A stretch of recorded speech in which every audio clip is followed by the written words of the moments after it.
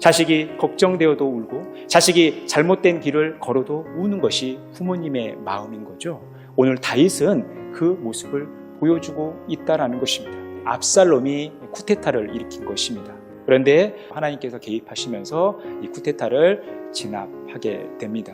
그 결과를 부하들이 왕에게 보고하는 장면을 보여주고 있습니다. 하나님께서 이 일을 하셨다고 하는 부하의 보고를 받고 나서도 그의 관심사는 온통 압살롬에게 있었던 거예요.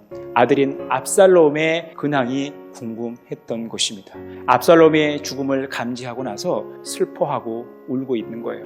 압살롬은 아버지 목에 칼을 겨눴어요. 아버지에게서 모든 것을 빼앗아 버렸어요. 해서는 안 되는 일을 한 거죠. 선을 넘은 거예요. 그럼에도 불구하고 다윗의 모습은 아들을 생각하며 울고 흐느끼는 아들을 향한 그 마음을 보여주고 있다는 것입니다. 이것이 이 시대를 살아가는 우리의 모든 부모님들의 모순적인 모습, 이해할 수 없는 미스테리한, 불가사의한 모습일 수도 있어요. 성경이 이 모습을 보여주는 이유가 있다는 것입니다. 우리가 하나님을 반역하고 하나님 앞에 죄를 범할 때에도 하나님은 우리를 불쌍히 여기면서 우리를 위하여 우신다라는 것입니다. 또한 우리가 고통 가운데 있을 때 우리의 이 아픔을 보시면서 울고 계시다라는 거예요. 이것이 하나님 아버지의 마음이라는 것입니다. 이것이 하나님 아버지의 눈물이라는 거예요. 여러분, 우리는 이 하나님 아버지의 눈물을 보실 수 있어야 된다는 것입니다. 우리가 구원받은 이유가 다 하나님의 은혜 때문이죠. 우리를 긍휼히 여겨주시는 하나님의 사랑이라는 것입니다. 그 큰 사랑을 인하여 우리가 구원을 받았다는 것은 그 큰 하나님의 눈물로 인하여 우리가 구원을 받았다는 것입니다.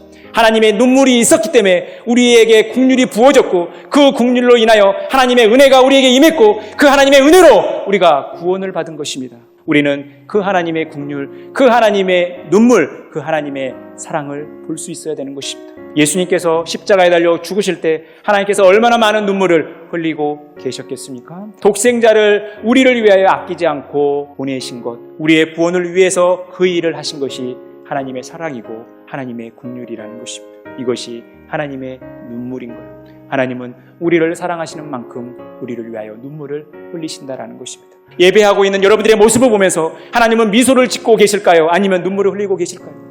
여러분의 삶의 현장에 돌아가서 여러분들이 살아가는 그 모습을 보시면서 하나님은 미소를 짓고 계실까요? 아니면 눈물을 흘리고 계실까요? 여러분, 이것을 늘 점검하셔야 한다는 것입니다. 우리가 하나님을 제대로 믿어야 돼요. 예수 그리스도를 제대로 믿어야 돼요. 하나님의 마음을 헤아려야 된다는 거예요. 온전한 회개의 삶을 살아가야 된다는 거예요.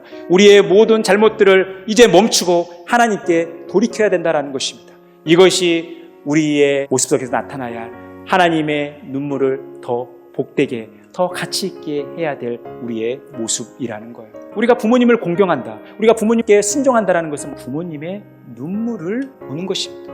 우리를 위하여 눈물 흘리시는 우리 육신의 부모님을 생각하고 바라보시면서 이 하나님의 사랑을 다시 한번 배워가는 그런 복된 삶 살아가시기를 간절히 축원합니다.